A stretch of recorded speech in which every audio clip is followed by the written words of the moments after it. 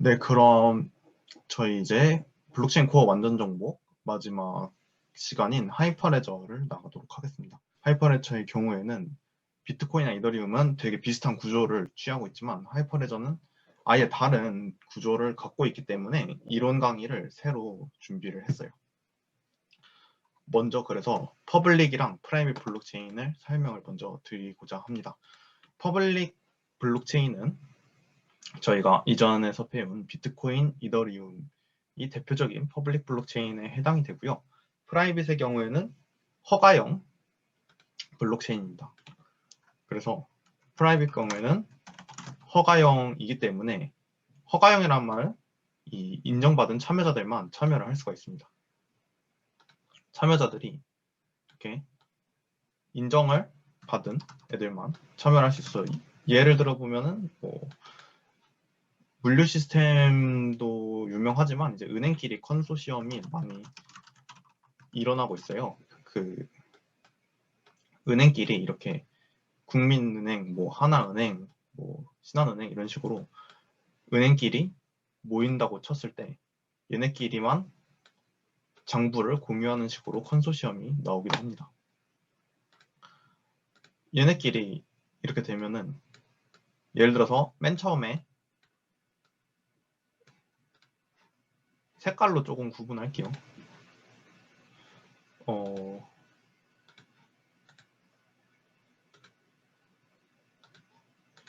은행에 일단 대입을 하는데 파란색 은행이 있어요. 파란색 은행이 먼저 블록체인 네트워크에 들어왔어요. 그리고 나서 회색 은행이랑 같이 고객끼리 이렇게 공유를 하기로 했습니다. 그럼 이렇게 두 번째 은행에 들어오게 되죠. 그럼 이렇게 세 번째 은행이 있었을 때 세 번째 은행은 여기에 포함이 안 되면 여기 네트워크에 참여를 할 수가 없습니다. 세 번째 은행이 네트워크를 참여하려고 들어오는 순간 여기에 있는 관리자, 예를 들어서 처음 네트워크를 만든 파란색이 관리자가 되겠고요. 관리자가 이거를 얘를 승인을 해주면은 얘가 들어올 수가 있겠지만 만약에 승인을 안 해주게 되면 얘는 못 들어오고 쫓겨나게 됩니다. 그래서 자기들끼리만 블록체인 장부를 이렇게 저장하는 게 블록체인에서 참여할 수 있게 하는 게 허가형인데요. 하이퍼레저에서는 이렇게 세 개의 은행이 있다고 쳐도 여기 안에서도 장부를 나눠서 공유를 받을 수가 있습니다. 예를 들어서 얘네 둘이 파란색 은행이랑 회색 은행이 둘이서 펀드 상품을 같이 한다고 쳐볼게요. 근데 노란색 은행은 같이 안 해요. 그러면 얘네 둘끼리만 같은 네트워크에 있어서 얘네 둘끼리만 장부를 공유할 수도 있고요. 반면 노란색이랑 회색끼리만 공유할 수도 있습니다. 얘네끼리만 또 다른 서비스를 할 수도 있겠죠. 이런 식으로 보통 회사 단위로 많이 쓰는 이런 블록체인이 프라이빗 블록체인입니다. 이 프라이빗 블록체인은 허가형이기 때문에 합의 알고리즘이 이제 서로 메시지를 주고받으면서 조작이 안 된 걸 확인하는 식으로 가기 때문에 채굴형이랑 달라요. 채굴형의 경우에는 이제 비허가형 블록체인이기 때문에 똑같은 이 참여자를 놓고 봤을 때 얘네는 하나의 네트워크 안에 있으면은 이제 새로운 애가 들어오려고 해요. 빨강이를 넣을게요. 빨강이가 들어오려고 합니다. 빨강이가 들어오려고 했을 때 얘는 누구의 허락을 받고 들어와야 될까요? 허락을 받지 않아도 되니까 비허가형이겠죠. 빨강이가 들어오고 싶으면 이렇게 들어오면 들어올 수가 있습니다. 반면에 빨강이가 이렇게 허가형에 들어오려고 하면은 여기에서 허가를 받아야지 들어갈 수가 있습니다. 그래서 이 얘는 여기서 새로운 참여자를 받을 때 얘는 허가를 받아야지만 들어갈 수 있기 때문에 허가형이고 얘는 허가를 받지 않아도 들어갈 수 있기 때문에 비허가형이고 그 경계가 결국에 퍼블릭이랑 프라이빗의 차이라고 보실 수 있겠습니다. 그래서 여기가 퍼블릭, 여기는 프라이빗이 되겠죠. 프라이빗, 퍼블릭 말 그대로 단어 의미 그대로 퍼블릭은 이제 공공적으로 공개돼 있어가지고 누구든지 들어올 수 있는 거고, 프라이빗은 허가받은 사람만 프라이빗하게 들어올 수 있는 겁니다. 자, 여기서 그래서 볼 때 이제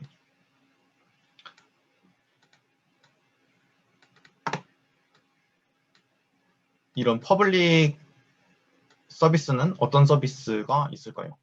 당연히 이런 공개, 누구든지 와서 참여를 할 수 있기 때문에 누구든지 와서 참여를 해도 되는 서비스가 있겠죠.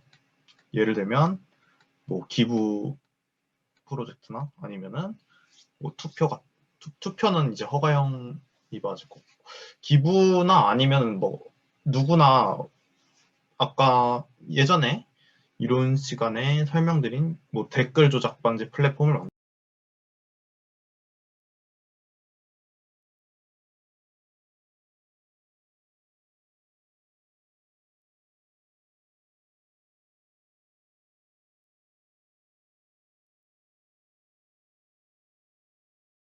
만들고요. 이 프라이빗의 그 특징이 또 뭐가 있냐면 얘네는 채굴이 없습니다. 얘네는 비허가형이기 때문에 채굴을 통해서 경쟁을 하는 애들입니다. 그래서 채굴기를 돌려서 채굴을 하는 이유가 비허가형이기 때문에 경쟁 구도로 이렇게 블록 합의 알고리즘이 이렇게 돼요. 이게 바로 POW라고 해서 이전 시간에 저희가 마이닝을 해서 배운 그런 작업 증명이라는 이름의 합의 알고리즘을 갖고 있습니다. 물론 퍼블릭이라고 POW인 건 아니고 이건 비트코인의 경우예요. 비트코인과 이더리움의 경우고, 퍼블릭, 이게 또 중요한 게 퍼블릭인데 작업 증명이 아닐 수도 있어요. POS의 경우도 있는데요. 대표적인 예시가 이더리움 2.0이고 있고, 지금은 2.0이 완성된 게 아니라 2.0의 거의 완전 초기 단계이기 때문에 POW, POS가 이더리움에선 1.0, 2.0이 섞여 있는, 혼재되어 있는 형태로 합의 알고리즘이 나오게 되어 있습니다. 그걸 이제 캐스퍼라고 라는 알고리즘으로 현재 되어 있는데, 이게 완전히 다 발전이 되면은 이제 POS가 될 거고요. 그 다음에 DPoS라는 것도 있어요. 이거는 이제 EOS라는 애가 좀 대표적이고요. 얘가 채굴이라고 해서 그 자물쇠를 풀어가지고 해시값을 찾아내는 단순 연산 장보 작업의 반복이라고 한다면, 이제 POS의 경우에는 이제 갖고 있는 지분량에 따라서 이게 조작되어 있는지 조작 안 되어 있는지 서로 메시지를 주고 받으면서 이 의사결정이 일어나게 됩니다. 여기서 메시지를 주고 받는다는 게 손쉽게 말하자면 그냥 프로그래밍 명령어를 한마 치면 알아서 프로그램이 돌아가요. 알아서 메시지가 이렇게 신호를 서로 주고 받습니다. 컴퓨터가. 근데 만약에 저희가 조작을 하려고 한다. 그러면 그 주고받는 신호를 저희가 일부러 들어가서 조작을 해야 됩니다. 근데 그 조작을 일부러 들어가서 했을 때 하다 걸리면은 이제 이더리움 2.0에서는 이 32 이더리움을 넣어놓고요. 사기치다 걸리면 3분의 1을 삭감시켜버립니다. 그런 식으로 이렇게 조정을 해줍니다.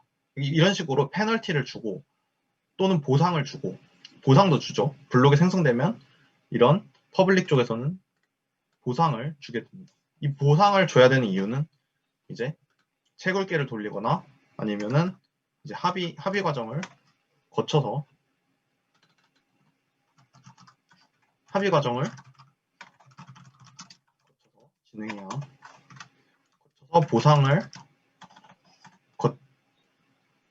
보상을 주는 합의 과정을 거친다고 보시면 돼요. 보상을 주는 합의 과정을 거쳐야 됩니다.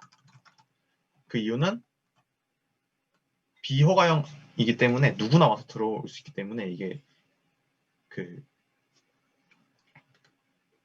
경쟁을 하고 보상을 주는 식으로 풀어야지 이게 가능하기 때문이고요. 반면 이제 하이퍼레저 같은 프라이빗 블록체인은 보상을 주지 않아도 됩니다. 보상을 주지 않아도 된다는 거는 이제 여기는 PBFT, Practical Byzantine Fault Tolerance라고 해가지고 그 비잔틴 장군의 문제라는 그게 있는데 이게 결국에 조작이 안 되는 걸 어떻게 이렇게 그 4명의 뭐 참여자가 있을 때 조작이 어떻게 하면 안 되는지에 대한 그런 이론입니다.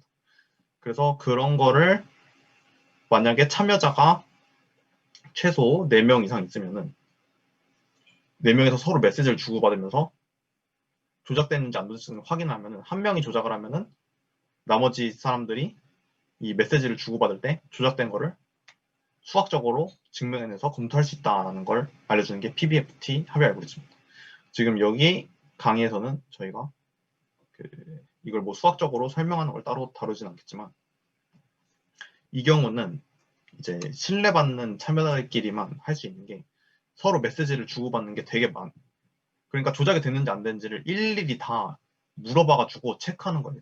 일일이 다 물어봐서 체크하려면 얼마나 많은 참여자들이 진짜 많게 되면은 일일이 다 체크할 시간이 없겠죠. 퍼블릭의 경우에는 참여자 수가 진짜 말도 안 되게 많은 참여자 수가 있습니다. 그렇게 말도 안 되게 많은 참여자 수가 있다 보니까 일일이 다 서로 메시지를 주고받으면서 통신을 할 수가 없어요. 그래서 그냥 딱 던져놓고 가장 먼저 문제 푸는 사람한테 뭐 블록을 주겠다. 아니면 가장 그 지분 가장 많이 넣고 지분 가장 많이 갖고 있고 그 네트워크의 기여도가 가장 높은 애들의 말을 뭐 가중치를 줘가지고 이렇게 뽑겠다. 뭐 이런 식으로 그 합의 과정을 거쳐야 되는데 얘는 보상을 주지 않고 하기 때문에 훨씬 더 그 안전하게 이렇게 허가형으로 할 수가 있고요. 얘는 이 경우에는 저희가 컨퍼메이션 넘버를 살펴봤어요. 실습할 때. 그래서 컨펌이 그러니까 트랜션이 발생하고 몇 개의 블록이 지나서 안정적으로 돼야지 안 바뀌는 건데 얘네는 그냥 그 합의형이기 때문에 보상을 주지 않아도 되고 블록이 한번 생성되면은 그게 다시 롤백 될 일이 없습니다. 그리고 이 프라이빗이랑 퍼블릭으로 이렇게 합의 과정을 이제 나눌 수가 없는 게 뭐 퍼블릭인데 PBFT를 쓰는 애도 있습니다. 카카오의 클레이튼이 그렇고 약간 이걸 섞어 쓰는 메인넷들도 많습니다. 퍼블릭인데. 그래서 퍼블릭이랑 프라이빗이랑 나눠서 설명할 때 결국엔 이거를 공개를 할 거냐 아니면 자기들끼리만 할 거냐인데 이제 작업 증명의 관점에서 봤을 때 저희는 지금 하이퍼레저를 배우는 거기 때문에 정확히 말하자면 하이퍼레저와 비트코인 이더리움 저희가 배운 거에 차이점이 뭐냐 한다면 이 합의 과정에서도 차이점이 있다고 할 수 있겠습니다. 이 합의 알고리즘에 대해서는 저희가 이번 강좌에서 다루기에는 되게 어려운 부분이기 때문에 그냥 이런 게 있다고 하고 넘어가도록 하겠고요.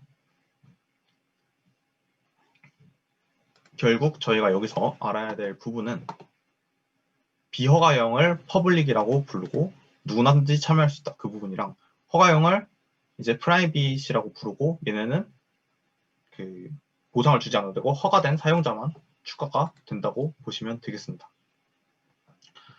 그래서 이 허가된 애들만 와서 하기 때문에 얘네끼리 결국엔 채굴이 지금 실습이나 이론 시간에 채굴은 안 들어가 있고요. 얘네끼리 서로 메시지를 주고받는 과정 자체를 저희가 이론을 통해서 배우고 어떤 참여자가 있는지를 배우게 되겠습니다.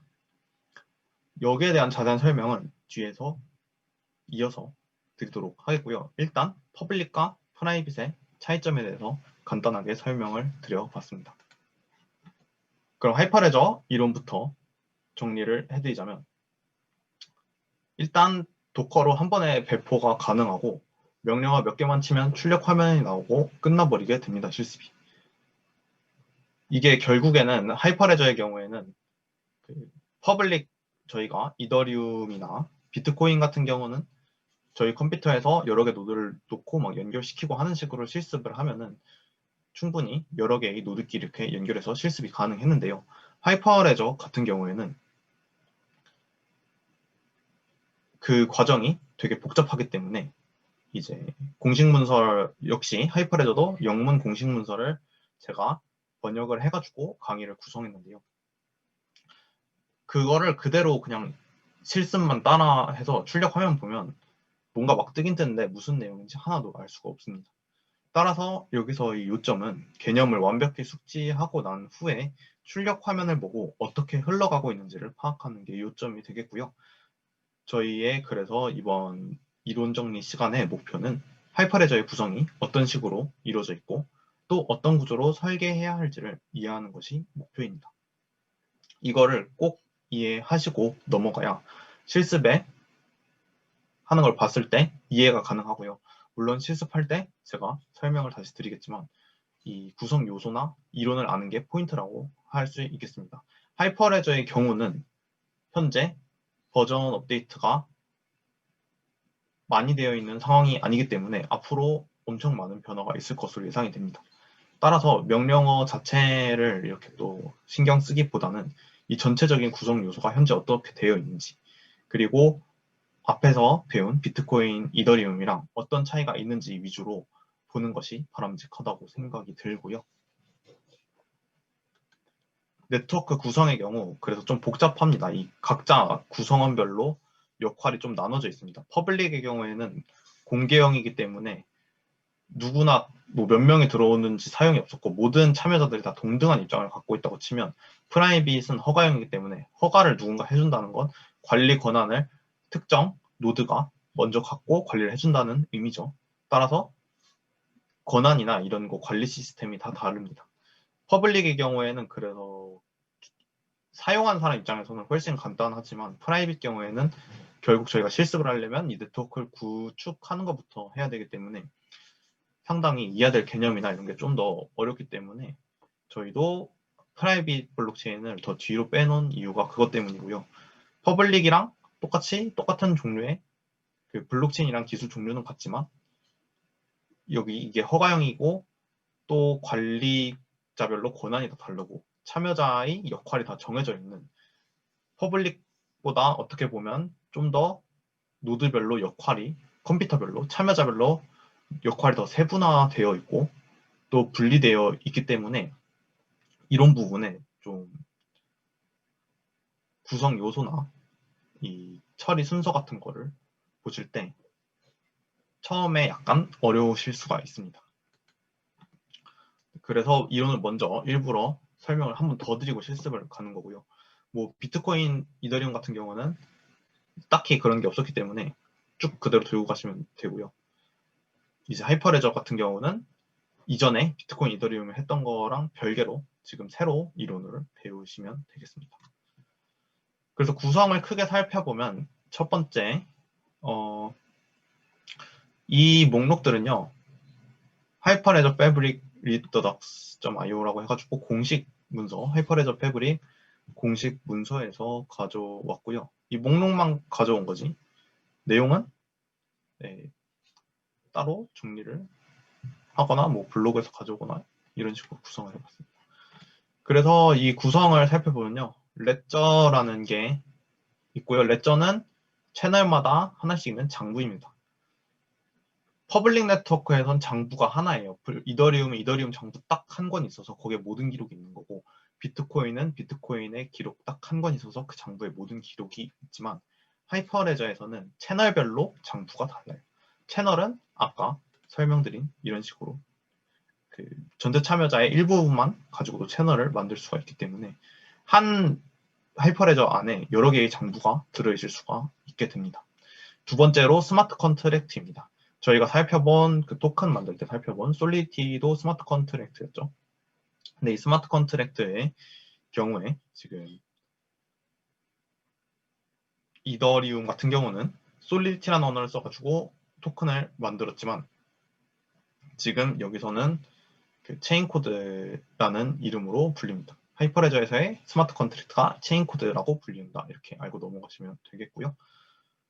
그 다음에 또 피어 노드라는 것과 오더링 서비스, 채널, Fabric Certificate Authority 해가지고 그 CA라고 해가지고 인증 정보, 아무나 들어올 수 없는 허가형 블록체인 네트워크 때문에 인증 정보를 관리해주는 CA라는 구성 요소가 있고요. 그 다음에 오더링 서비스는 뭐냐면 말 그대로 오더링 그 정렬을 해주는 서비스예요. 그래서 블록을 어떤 순서로 이렇게 배포할지랑 그 다음에 블록을 이렇게 전파하고 이런 역할을 다 해주는 거의 핵심 축을 맡는 그런 구성 요소라고 할 수 있겠습니다.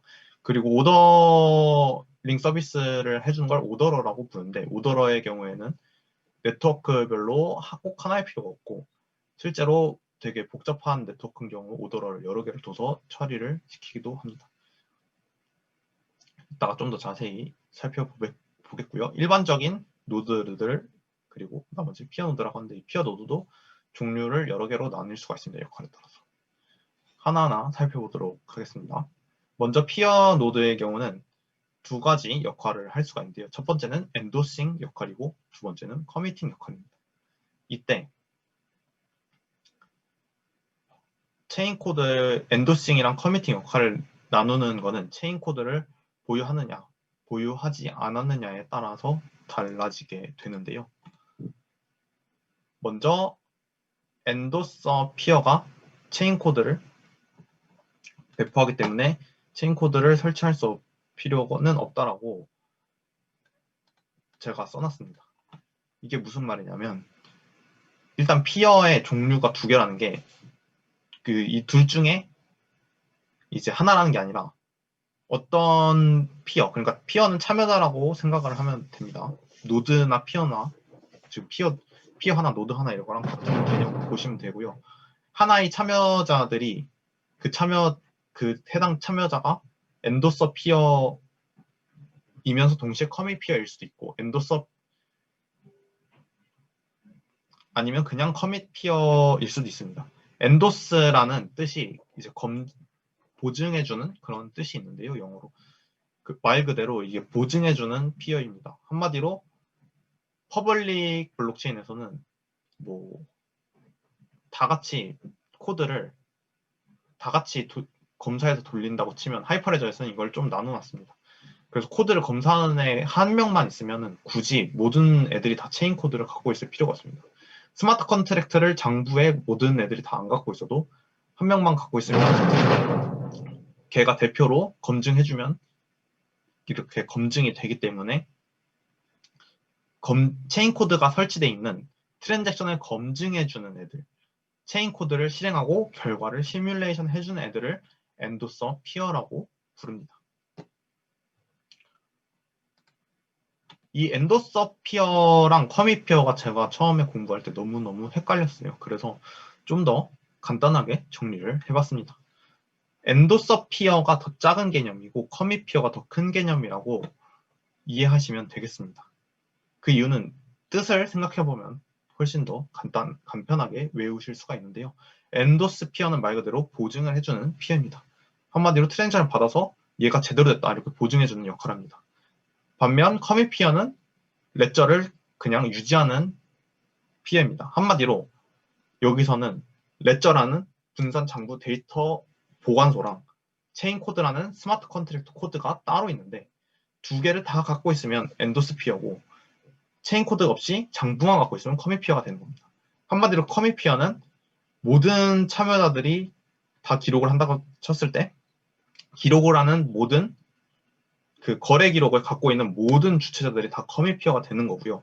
그 중에서 스마트 컨트랙트라는 자동 계약 프로그램을 갖고 있는 애들을 엔도스 피어라고 부르게 됩니다.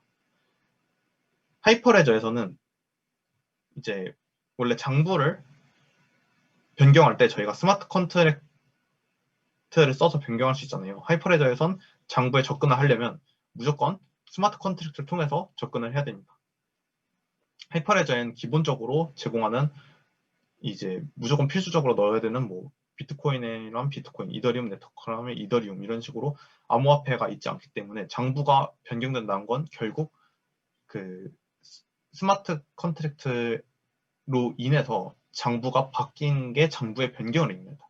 한마디로 장부에 접근하려면 무조건 스마트 컨트랙트 통해서 접근을 해야 되고요. 무조건 스마트 컨트랙트를 통해서 접근해야 되지만 모든 피어 노드들이 다 갖고 있어야 될 필요는 없고요. 그 스마트 컨트랙트를 한 명만 갖고 있어도 되는데 그 단체별로 한 명씩만 갖고 있으면 되는데 그 한 명 갖고 있는 피어를 엔도스피어라고 부르고 장부를 갖고 있는 나머지 애들을 다 커미피어라고 부릅니다. 한마디로 엔도스피어는 기본적으로 커미피어인 거죠.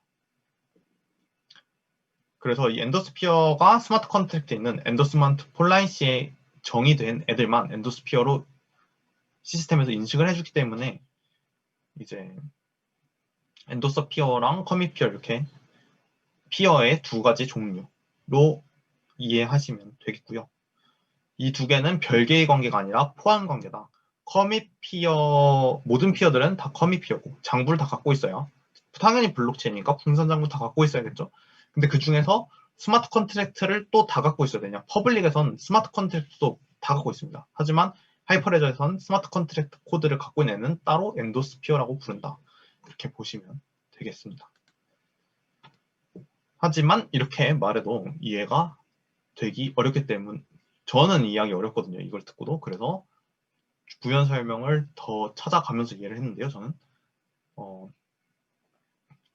이 과정을 통해서 보시면은 이해가 좀 더 쉬울 수 있습니다.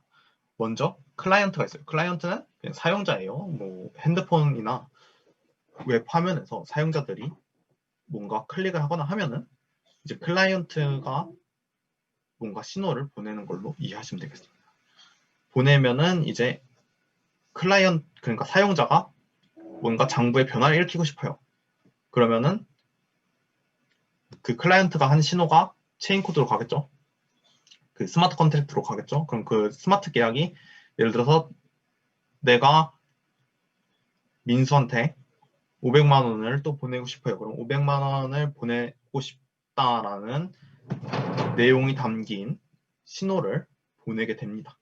그럼 그 신호를 받는 거는 여기서 엔도서 피어겠죠. 왜냐하면 그럼 장부에 접근을 해야 되고 장부에 접근하려면 하이퍼레저에서는 스마트 컨트랙트를 통해서만 가능하다고 했어요. 그럼 스마트 컨트랙트를 통하려면 스마트 컨트랙트 갖고 있는 피어한테 접근해야 될 거 아니에요. 그게 바로 엔도스피어입니다. 그래서 엔도스피어한테 이제 엔도스나 어프로브를 요청해 줍니다. 블록에 대한 보증을 요청해 준 거예요. 내 블록 문제없다. 검토해 주세요. 했어요. 그럼 엔도스피어가 승인할 수도 있고 거절할 수도 있고 이거 잘못된 거다. 이렇게 확인했어. 이런 식으로 승인 또는 거절해서 일관성을 체크해서 만약에 이게 문제가 없는 애들은 클라이언트 다시 옵니다. 그런데 클라이언트는 그거를 승인 받은 거를 오더러한테 다시 보내줍니다. 그럼 오더러라는 애가 아까 말씀드린 것처럼 그 다 블록에 대한 순서를 정해가지고 이렇게 다 뿌려주는 역할을 하는 애인데요. 승인 요청은 블록을 생성하는 오더러한테 피어한테 보내서 나 승인 받았어. 나 민수한테 500만 원 주는 거 장부 검토 다 받았어. 승인 받았어 하면은 오더러가 그거를 명령을 받겠죠. 받고 커미팅 피어한테 다 뿌려줍니다. 커미팅 피어는 뭐라 그랬어요? 장부를 들고 있는 애라고 했죠. 한마디로 그 기록할 종이를 갖고 있는 애들을 다 커미팅 피어라고 보시면 되겠습니다. 그럼 커미팅 피어가 노랑이가 민수한테 500만 원을 보내줬다. 이걸 다 기록하는 겁니다. 오더러 말을 잘 듣는 오더러가 블록을 이렇게 전파해서 생성시켜주는 역할을 한다고 했는데 커밋 피어가 블록을 전파해서 생성되면 커밋 피어의 레저에 기록이 되겠죠. 그 블록 내용이. 그런 식으로 이렇게 프로세스가 흘러가게 되고요. 여기까지 이해가 되셨으면 일단 기본적인 흐름을 이해하신 겁니다. 그럼 좀 더 세부적인 설정값에 따라서 나뉘는 그 하이퍼레저에 있는 이론 부분을 설명드리도록 할 텐데요. 먼저 앵커피어라는 개념이 있습니다. 앵커피어는 채널 생성 시에 설정되는 피어들입니다. 그래서 한 채널에 해당되는 피어들을 묶어주는 피어라고 할 수 있는데요. 피어끼리 채널로 묶어주게 되고요. 앵커피어에 등록되게 되면은 다른 피어가 찾아볼 수 있습니다. 한마디로 채널을 만들었어요. 그럼 그때 앵커피어를 같이 자동적으로 만들게 돼요. 그럼 이 앵커피어가 검색이 되기 때문에 이 앵커피어를 통해서 다른 피어들이 다른 채널에 있는 애들이 앵커피어를 가지고 통신하는 겁니다. 그러니까 채널이 서로 다른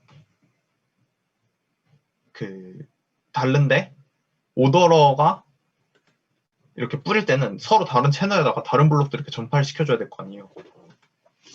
그러면은 딴 애들은 다 검색이 안 돼도 검색이 되어야 되는 애들이 필요할 겁니다. 그게 바로 앵커 피어라고 보시면 되겠습니다. 말 그대로 앵커처럼 이렇게 딱 각 잡고 이렇게 뭔가 랜드마크처럼 보고 넣을 수 있는 게 앵커 피어라고 보시면 되겠고요. 오더러 피어, 아까 설명을 계속 드린 중요 개념 오더러 피어가 있는데요. 오더러 피어는 중앙 소통 채널로 생각하면 변화하시겠습니다. 네트워크의 요청을 정리하여 블록을 생성하고 다른 블록들에게 전파를 시켜주는 역할을 오더러 피어가 해줍니다. 오더러 피어의 경우에는 메시지 기반 알고리즘으로 이루어져 있고요. 솔로 현재 저희가 실습용으로 할 때 혼자 할 때 개발용으로 쓸 때는 솔로를 쓰지만 실제로 하이퍼레저에서는 여러 개의 채널이 있을 수 있고 그럼 오더러의 작업도 되게 복잡해지고 하나의 오더러가 작동되다 멈추면 네트워크 전체가 멈춰버릴 수 있는 위험도 있어요. 때문에 오더러 여러 개를 두고 이를 관리해 주는데 제품용을 사용할 땐 카프카를 사용을 합니다. 근데 지금은 카프카에서 이제 라프트라는 거를 이렇게 쓰는데 이 카프카, 라프트 이런 것에 대한 알고리즘은 되게 복잡하기 때문에 그리고 또 이런 알고리즘 또 바뀔 수 있기 때문에 일단 오더러라는 개념만 가지고 넘어가도록 할게요. 그래서 오더러라는 애가 결국에 네트워크 요청 처리해주고 블록 생성하고 다른 블록한테 전파를 해주는 역할이다. 이렇게 보시면 되겠습니다. 그래서 또 하이퍼레저 경우 저희 비트코인, 이더리움의 경우 비트코인의 경우는 계정이 그냥 해시 값으로 되어 있는 그 계정 지갑 주소 값이 하나가 있었죠. HD 지갑이 기본 지갑이었는데 그런 식으로 지갑 단위로 개인 주체로 참여자가 있었으면 이더리움에서는 주소가 두 개가 있었죠. 스마트 컨트랙트 주소랑 개인 주소, EOA, CA 두 가지가 있었습니다. 근데 하이퍼레저에서는 참여자 주체가 단체입니다. 한 단체에는 그리고 여러 개의 프로세스가 띄워질 수 있어요. 여러 개의 컴퓨터, 여러 개의 주체들이 한 기관 안에 여러 주체가 있을 수 있겠죠. 예를 들어서 위캠퍼스라고 하면은 마케팅팀, 뭐 콘텐츠 개발팀 이런 식으로 여러 부서가 있을 거 아니에요. 그런 식으로 여러 부서들이 나뉘어져서 하나하나가 피어가 되거나 아니면 또 뭐 이거는 어떻게 설정하느냐에 따라 다르겠죠. 그 큰 틀을. 그래서 한 단체가 참여 주체가 기관이기 때문에 기관별로 같은 블록, 트랜잭션, 스테이트 이런 거를 공유를 하게 되고요. 하이퍼레저 경우 두 개의 단체끼리 서로 협업해서 프로젝트를 한다 하면은 얘네 둘끼리 채널을 열겠죠. 뭐 세 번째 단체까지 같이 한다면 세 번째도 둘이 연 채널에 포함시켜 주겠죠. 그런 식으로 늘어나게 됩니다. 그리고 아까 말씀드린 체인 코드가 또 설명을 다시 드리자면 이더리움의 스마트 컨트랙터와 같은 개념이고요. 이더리움은 솔리디티라는 언어를 꼭 써서 해야 되기 때문에 저희가 솔리디티를 간단하게 살펴보고 넘어갔습니다. 매우 간단하게 살펴보긴 했지만 하지만 하이퍼레저 체인 코드 같은 경우는 자바, 고랭, 고 언어, 그 다음에 자바스크립트 등을 다 지원을 해주고 있고요. 최근에 나온 대부분의 블록체인 네트워크, 메인 네트워크들은 여러 언어들을 지원하는 경우가 대부분이라고 할 수 있겠습니다.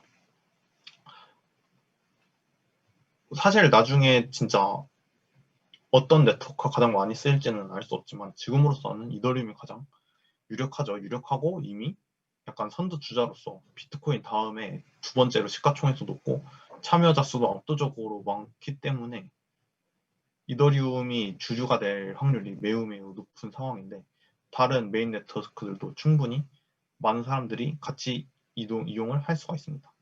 그런 데서는 이제 다른 언어들이 계속 기존의 유명 언어들을 이렇게 사용해서 개발할 수가 있고요. 그래서 여기 하이퍼레저 체인 코드 만드는 거는 기존에 다른 개발하신 분들이라면 따로 새로운 언어 익히지 않고도 바로바로 개발이 가능하십니다. 그 다음에 CA 노드가 있어요. CA는 이제 인증 담당 노드인데요. 이게 허가형 블록체인이다 보니까 패브릭 서티피켓 어서리티 해가지고 인증을 담당해 주는 애들이 따로 있다고 했죠.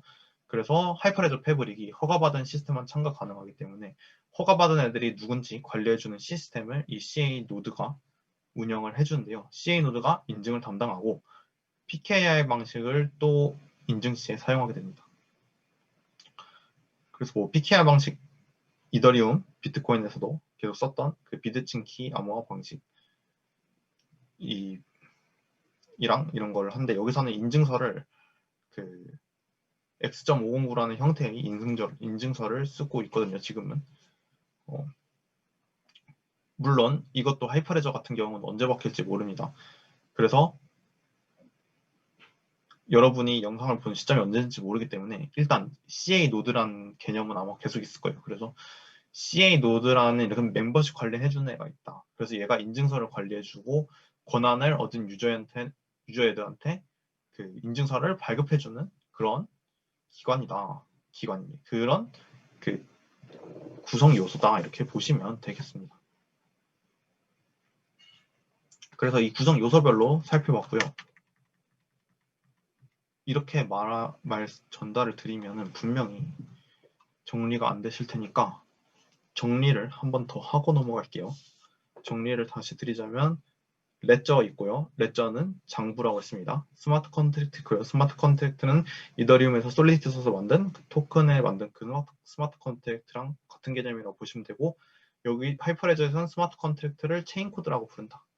그 다음에 일반 피어들이 있고요. 피어의 종류는 엔도스 피어랑 커밋 피어가 있는데 모든 피어가 다 장부를 갖고 있기 때문에 모든 주체들이 다 분산 장부 시스템이기 때문에 당연히 장부를 분산해서 다 갖고 있어야 될 거 아니에요. 그래서 장부를 갖고 있으면 커밋 피어 커밋을 해주는 애들이죠, 말 그대로.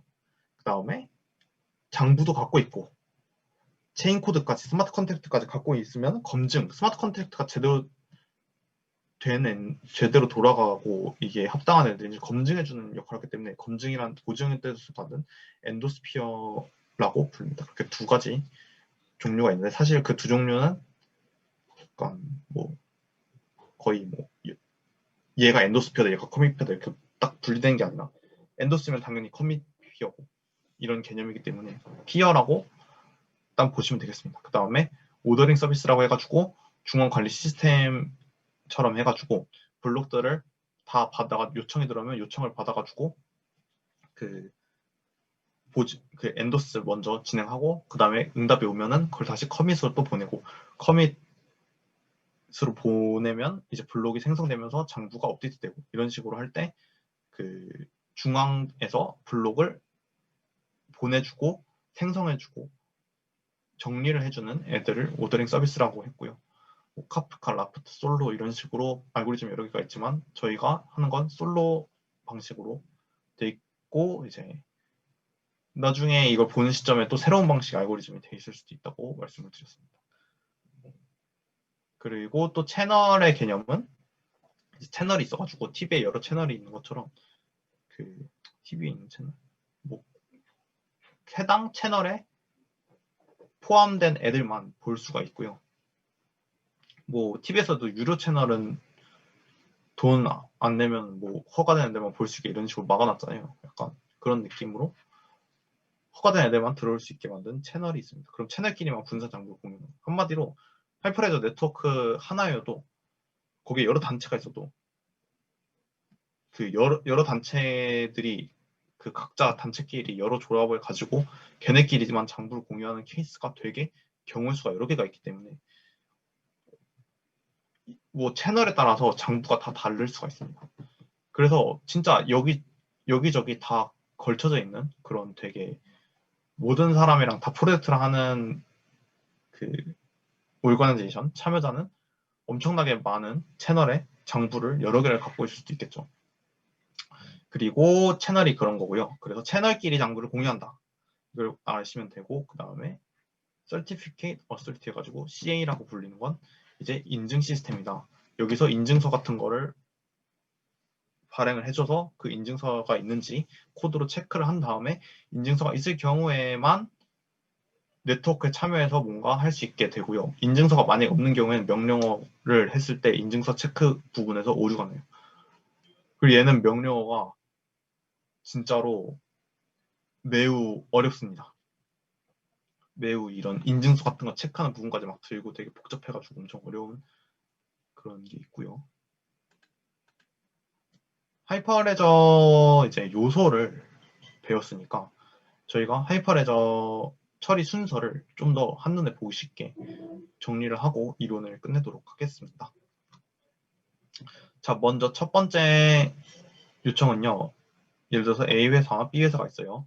ORG1, ORG2로 나뉠 수가 있는 거죠. 그래서 A 회사의 참가자들이 클라이언트 어플리케이션을 통해서 트랜지션을 발생시킵니다. 어렵게 썼는데 제가 간단하게 쓰자면 이건 참고로 해외 미디엄 글을 제가 한국말로 해석해 놓은 내용이고요.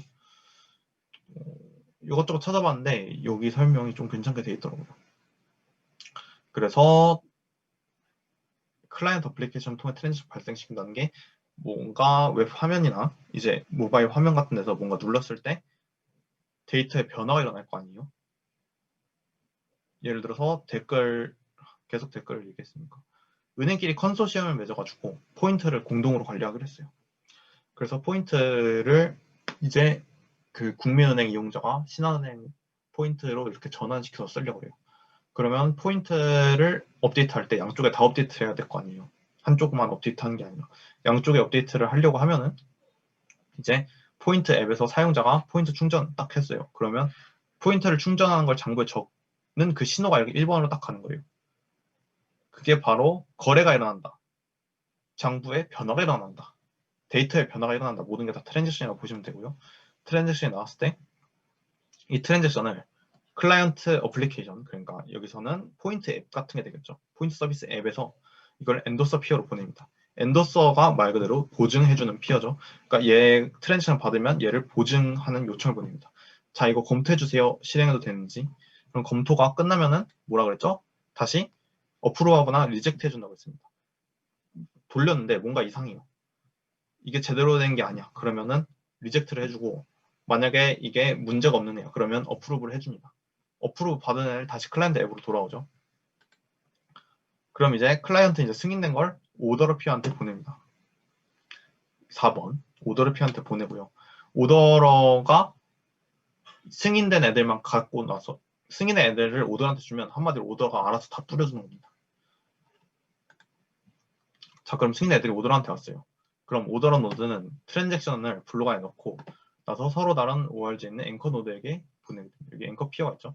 아까 앵커 피어에 대한 설명을 드렸는데 앵커 피어가 이런 식으로 오더러 애들이 검색해가지고 좀 공개된 애들이라고 했습니다. 그래서 이 A단체에 있는 앵커 피어가 있을 거고요. B단체는 B단체만의 앵커 피어가 있을 거예요. 그럼 이 앵커 피어를 찾아가지고 오더링 피어가 블록을 뿌려요. 그럼 앵커 피어한테 가겠죠? 근데 여기에 A 회사에 주체, 뭐 부서가 여러 개 있을 수도 있고 아니면 A 부서에 직원이 여러 명이 있을 수도 있는 거예요. 그러면은 그 여러 명의 구성원 한 오거니 아니 ORG 오거나이제이션에 있는 그 구성 요소들에게 블록을 다시 전파를 하게 되는데요. 그 맨 처음에 앵커피어한테 전파를 해주면 앵커피어가 알아서 나머지한테 전파를 해주는 겁니다. 그래서 오더러는 그냥 단 A랑 B랑 C랑 같이 하는 프로젝트예요. 그럼 A, B, C한테 엔도스 받은, 검증받은 트랜잭션을 가져와서 그거를 보내주면 앵커피어가 그걸 받게 됩니다. 그리고 앵커피어가 이걸 받게 되면은 이 앵커피어가 전달해준 걸 받은 각각의 피어들은 피어가 아까는 엔도스 해주는 애라고 그랬죠. 엔도스 해주는 애는 체인 코드를 갖고 있는 애예요. 체인 코드 이제 없는 애들은 오더러가 시키는 대로 그냥 장부에 저장만 하는 거죠. 그럼 장부에 저장을 하게 된다는 건 장부 그러니까 레저에 있는 데이터가 모두 동일하게 블록이 연결돼서 이렇게 똑같이 동일하게 맞춰지는 걸 의미하죠. 그래서 민수한테 500만 포인트를 줬다 하면은 민수한테 500만 포인트 준 내용이 앵커 피어가 일반 피어들한테 전송을 하게 되면 여기 제너럴 피어드 일반 피어드한테 전송을 하게 되면 일반 피어들이 쭉 장부에 다 기록을 하고 그럼 분산 장부가 다 같이 업데이트 되는 식으로 이루어집니다. 네, 그래서 이렇게가 그 트랜잭션의 처리 순서였는데요. 진짜 마지막으로 정리를 간단하게만 하겠습니다. 흐름 부분을 정리 한번 더 해드릴게요. 이것만 보고 하자면 A가 뭔가 장부에 변화를 일으키고 싶어요. 거래를 하고 싶으면 거래 내용을 보내고 거래 내용이 일반 웹이나 PC나 뭐 모바일 앱이나 이런 데서 받아오면 걔가 엔도스피어한테 보내고요. 검증한 체인 코드한테 보내는 거예요. 그리고 체인 코드가 보내서 검증을 해서 검증을 통과시켜 주거나 아니면 뭔가 조작되거나 이상한 것 같다 하면은 리젝트를 시켜버립니다. 근데 통과가 되면은 문제 없다는 걸 받고 그걸 오더러한테 보내고요. 오더러는 앵커피어를 검색할 수가 있어요. 앵커피어는 검색이 되는 애들이기 때문에. 그래서 각 단체별로 검색이 되는 앵커피어한테 블록을 보내줍니다. 앵커피어는 이 받은 블록을 다시 일반 피어들한테 전파해서 보내줍니다. 이런 식으로 플로우가 이루어지게 되었고요. 딱 이 시스템을 거쳐서 계속 반복해가면서 블록이 연결되는 게 바로 하이퍼레저의 작동 원리입니다. 이게 이렇게 들으셔도 되게 복잡하실 수 있는데 사실 나름 쉽게 설명한 축에 속합니다. 그래서 이 1, 2, 3, 4, 5, 6 순서가 처음에는 감에 잡히지 않아요. 하지만 계속해서 반복해서 설명을 듣고 반복해서 보고 또 실습도 하다가 보면 이 순서가 머릿속에 잡히게 됩니다. 그래서 이 순서를 머릿속에서 잡으면은 하이퍼레저의 경우에는 결국에 코드 자체는 되게 환경 변수 설정 엄청 복잡하고 긴 거기 때문에 하이퍼레저는 이 정도만 알고 가시면 충분하다고 보실 수 있겠습니다. 네, 그러면은 이론 시간 여기까지 진행을 하도록 하겠고요. 이제 다음 시간에 하이퍼레저 경우는 되게 실습을 간단하게 끝낼 예정이에요. 그래서 하이퍼레저까지 끝내서 블록체인 코어를 완전히 저희가 완전이란 건 이제 모든 코어를 다 한 번씩 해본 거죠. 해서 기본 이론을 탄탄히 잡고 갈 수 있도록 그렇게 강의를 마무리하도록 하겠습니다.